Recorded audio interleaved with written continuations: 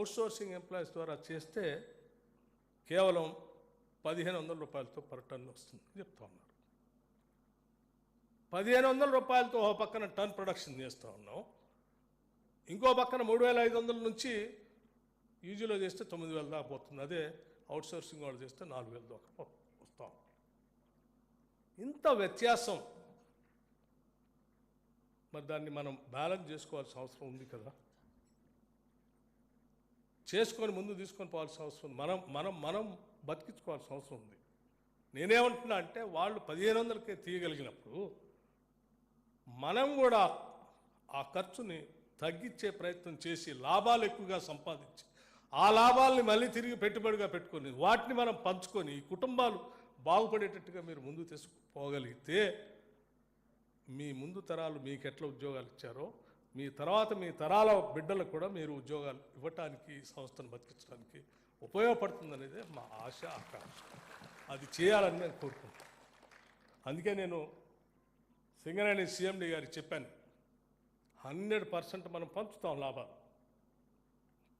కేవలం permanent employees, outsourcing contract employees కూడా మిత్రులంతా పెద్దలు శ్రీధర్ బాబు గారు నా దగ్గరకు వచ్చారు. ఆ పరిసర ప్రాంతాల్లో ఉన్నటువంటి శాసనసభ్యులందరూ వచ్చారు, ఇంక్లూడింగ్ కొనవనేని సాంబశివరావు గారు, రికగ్నైజ్డ్ యూనియన్స్ కూడా అందరు కలిసి ఒకటే చెప్పారు, ఎట్టి పరిస్థితుల్లో అవుట్సోర్సింగ్ అండ్ కాంట్రాక్ట్ ఎంప్లాయీస్ కూడా పర్మనెంట్ ఎంప్లాయీస్తో పాటు వాళ్ళకు కూడా కొంత మనం పంచాల్సిందే, వాళ్ళ శ్రమ కూడా ఇందులో ఉంది, భవిష్యత్తులో వాళ్ళకు కూడా మనం ఈ లాభాలు పంచాలని వాళ్ళందరూ కలిసి తీసుకున్న నిర్ణయమే. వాళ్ళు తీసుకున్న నిర్ణయాన్ని మేము అమలు చేస్తున్నాం అంతే. కానీ అమలు చేసేటప్పుడు నేను వారికి ఒక మాట చెప్పాను, తప్పనిసరిగా మీరు చెప్పినట్టు చేయడానికి ప్రభుత్వం సిద్ధంగా ఉంది. కాకపోతే వాస్తవ పరిస్థితులన్నింటినీ కూడా కార్మిక సోదరులందరికీ వాస్తవ పరిస్థితులు తెలియజెప్పండి.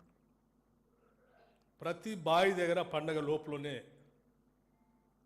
వారందరికీ మన కార్మిక సోదరులు కాబట్టి ప్రతి బావి దగ్గర సింగరేణి కాలనీస్ ఖర్చుతో పెద్ద ఎత్తున వాళ్ళందరి కార్మిక సోదరులందరికీ ఒక విందు ఏర్పాటు చేయండి. ప్రతి బావి దగ్గర ఒక విందు ఏర్పాటు చేయండి. పండగ కంటే ముందే ఒక పెద్ద స్క్రీన్ పెట్టండి. విందుతో పాటు మీ సంస్థ, మీ ఆస్తి, మీ లాభాలు, మీ భవిష్యత్తు వాళ్ళకి చూపించండి. అంతిమంగా నిర్ణయం వాళ్ళకే వదిలేసేయండి, వాళ్ళు ఏం చెప్తే అదే చేద్దాం. కానీ తప్పనిసరిగా మాత్రం వాళ్ళకు వాస్తవ పరిస్థితులు మాత్రం చెప్పాల్సిన బాధ్యత మాత్రం మనందరిది అని చెప్పి వారిని నేను చాలా స్పష్టంగా చెప్పాను.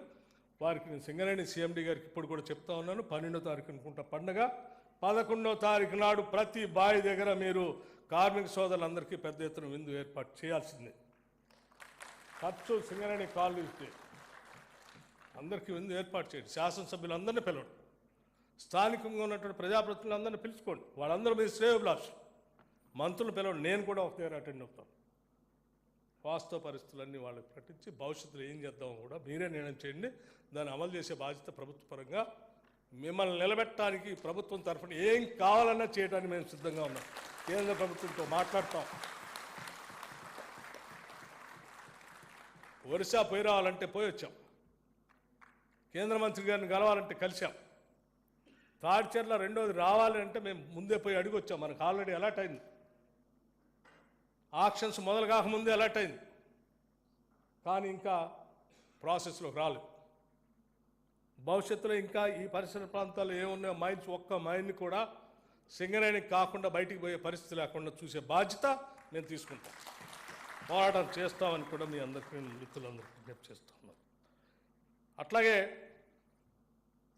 పెద్దల మంత్రులు చెప్పారు, సింగరేణి కాలేజీలో పనిచేసేటువంటి ప్రతి బిడ్డ తెలంగాణ బిడ్డ. నేను ప్రత్యక్షంగా పీపుల్స్ మార్చ్ పాదయాత్రలో ఆదిలాబాద్ నుంచి నడిచి వచ్చేటప్పుడు బహుశా నేను అనుకుంటా ప్రేమసాగర్ గారు ఇందారం బొగ్గుబావి దగ్గర అనుకుంటా,